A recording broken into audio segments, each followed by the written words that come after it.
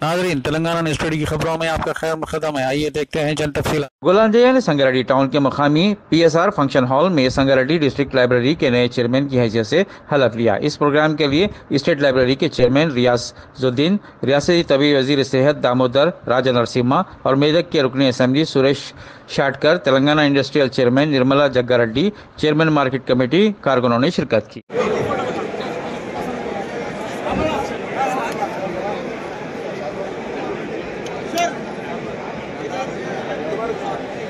ఒక్కసారి అందరూ ఎక్కడికి వస్తాయి ఒక్కొక్కరు కాబట్టి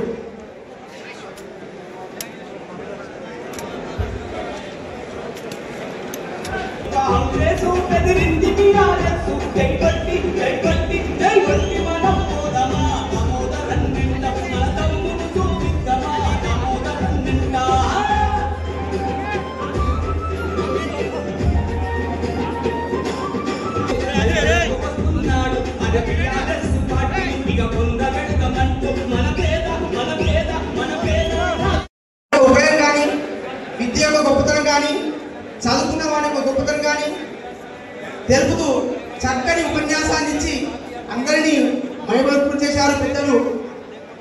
వారికి సభాముఖంగా ధన్యవాదములు. గ్రంథాలయాలు ఎంత గొప్పో వారి మాటలు చూస్తే దాన్ని బట్టి వారు ఎన్నో పుస్తకాలు ఎన్నో గ్రంథాలు చదివేటప్పుడు అర్థమవుతుంది. పుస్తకం ఎప్పుడైనా పుస్తకంలో వంగి మనం తల దించుకొని చదివితే జీవితాంతం పుస్తకం మనల్ని తల ఎత్తుకొని నిలబెట్టేట్టు చేస్తుంది. పుస్తకం గొప్పతనం అది.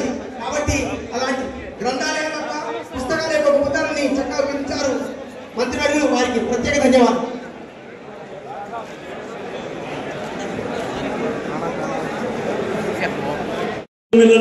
ఇప్పుడు ఎమ్మెల్యేనము అయిన తర్వాత అందరికి కూడా రికమెండ్ చేయడం జరిగింది. ఆయన అయిందంటేనే చైర్మన్ మాకు చాలా సంతోషంగా అనిపించింది. ఆయన ఇప్పుడు చెప్పారు కదా, రాగానే నారాయణఖేడ్ లైబ్రరీది సార్ ఏదో ఒక ఫైల్ ఉన్నది, ఫస్ట్ సంతకం 40 మంది విద్యార్థులు ఇతరత్ర పూర్వ ప్రముఖులు చక్కగా చదువుకుంటా ఉన్నారు. అంటే లైబ్రరీ ఎంత ఇంపార్టెంటో మనం అర్థం చేసుకోవాల్సిన అవసరం ఉందని చెప్పి చెప్తా ఉన్నాం. అంతేందుకు ఈరోజు కూడా గౌరవ మంత్రివర్యులు రియాజ్ గారు చెప్పినట్టు ఇప్పుడు నేను కూడా అప్పుడప్పుడు పోతా ఉంటాను. పోయిన సారు 15-20 నిమిషాలు అర్ధ గంటల అది ఏం సబ్జెక్ట్ ఎక్కడ వచ్చినావు అని చెప్పేసి ఏం పని ఉందని చెప్పేసి అప్పుడే సార్ నన్ను పంపించేస్తాడు. లేదంటే పర్సనల్గా ఏదైనా ఉంటే తీసుకొని మాట్లాడతాడు.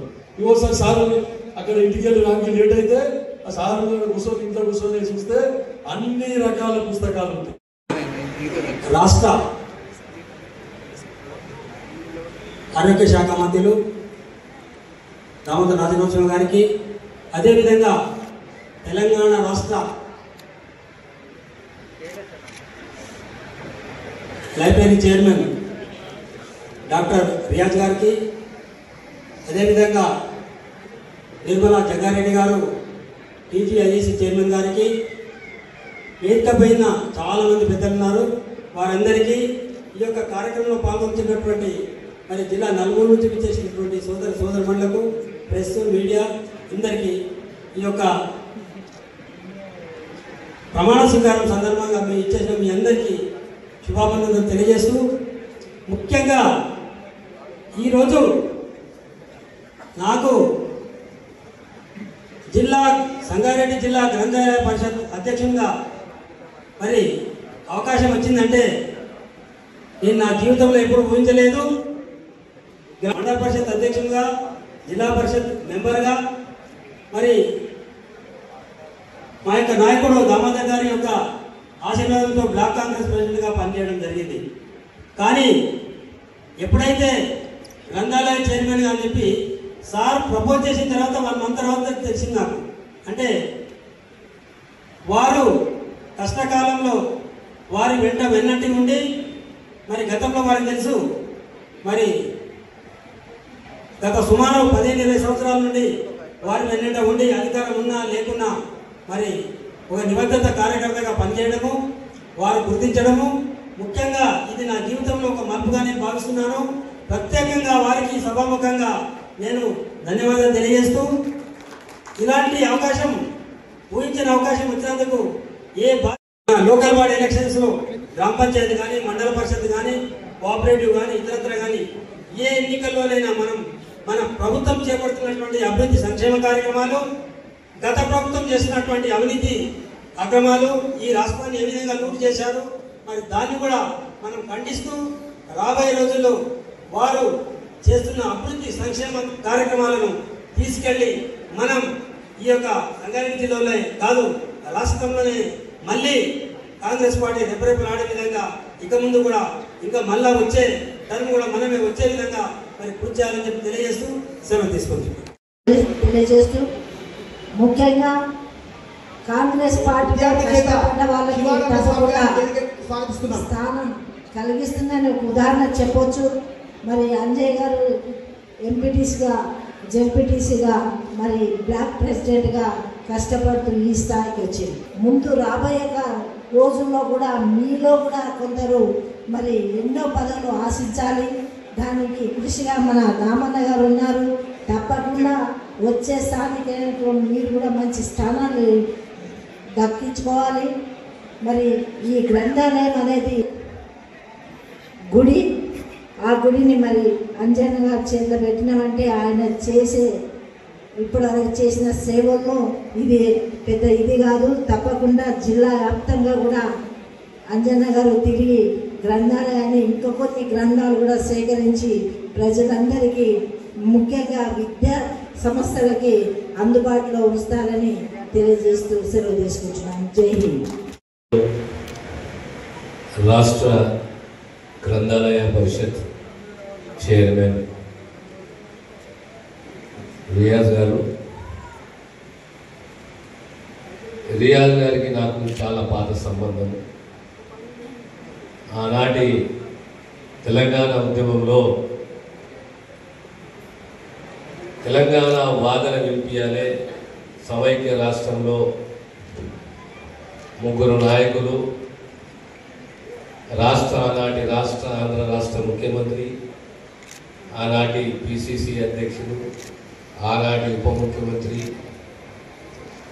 తెలంగాణ ఎందుకు, తెలంగాణ సమాజంలో అలజడి ఎందుకు, తెలంగాణ సమాజం ఎప్పుడు అభద్రతకు ఎందుకు గురవుతుంది, గత 60 సంవత్సరాల సుదీర్ఘ తెలంగాణ కళ ఎందుకు కళ సాకారం కావాలన్న దానిపైన చాలామంది ప్రొఫెసర్లు, మేధావులు, ఇతర అంశాలపైన నిష్ణాతులు, వారితో సహా నా మిత్రుడు రియాజ్ కూడా నాకు చక్కగా గైడ్ చేసిండు.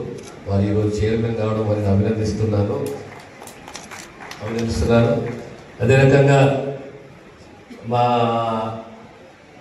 సంగారెడ్డి జిల్లా గ్రంథాలయ సంస్థ పరిషత్ చైర్మన్గా గుల్లా ఎంజయ్ గారు, రేవంత్ రెడ్డి గారు కాంగ్రెస్ ప్రభుత్వం నామినేట్ చేయడం మన ప్రాంతానికి ఒక మంచి అవకాశంగా భావిస్తాను.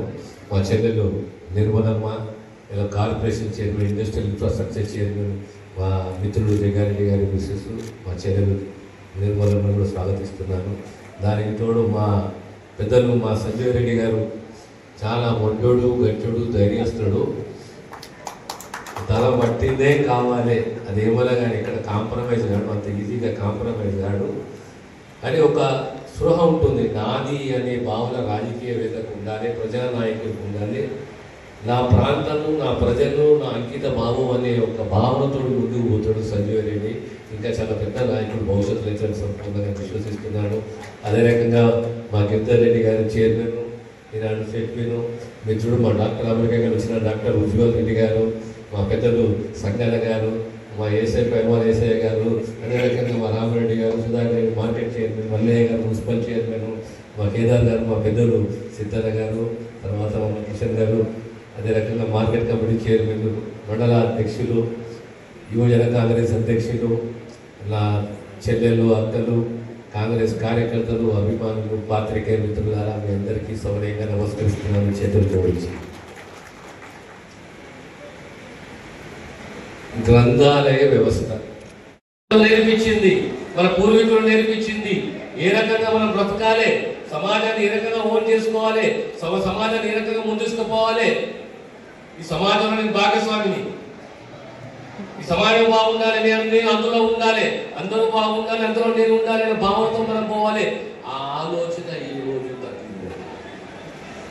అందరు పోరాట యోధులు కాదు, అందరు దార్శనికులు కాదు. రాజకీయ గుణాలు ఉంటాయి, స్వార్థం ఉంటుంది, కానీ స్వార్థం పెరిగింది.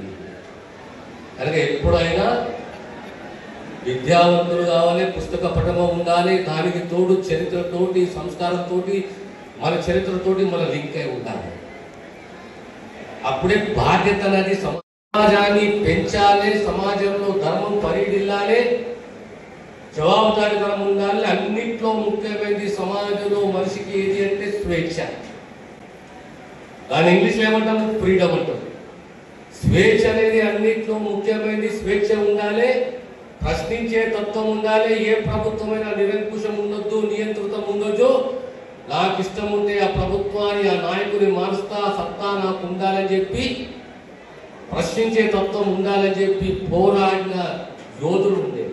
ఆ పోరాట యోధులు సమాజాన్ని చైతన్యపరిస్తే ఈరోజు 77 సంవత్సరాల స్వాతంత్ర చరిత్ర భారతదేశానికి. కానీ దురదృష్టం ఏంటంటే ఈరోజు మనం తల్లిదండ్రులము, నా కొడుకు నా కూతురు బీటెక్ చేయాలి, డాక్టర్ కావాలి, టీచర్ కావాలి, విదేశాలకు పోవాలి, ఆ తప్పన మనకు ఉన్నది. కానీ నేను పుట్టి పెరిగిన ప్రాంతం ఇది, నా ప్రాంత చరిత్ర, నా దేశ చరిత్ర, నా దేశ యోధులు, నా దేశ దార్శనికులు, మాకు మార్గం చూపెట్టిన వాళ్ళు ఎవరు, వాళ్ళ త్యాగాలేంటి, వారు ఏ రకంగా పోరాడిను అనే చరిత్ర పైన చాలా తక్కువ దృష్టి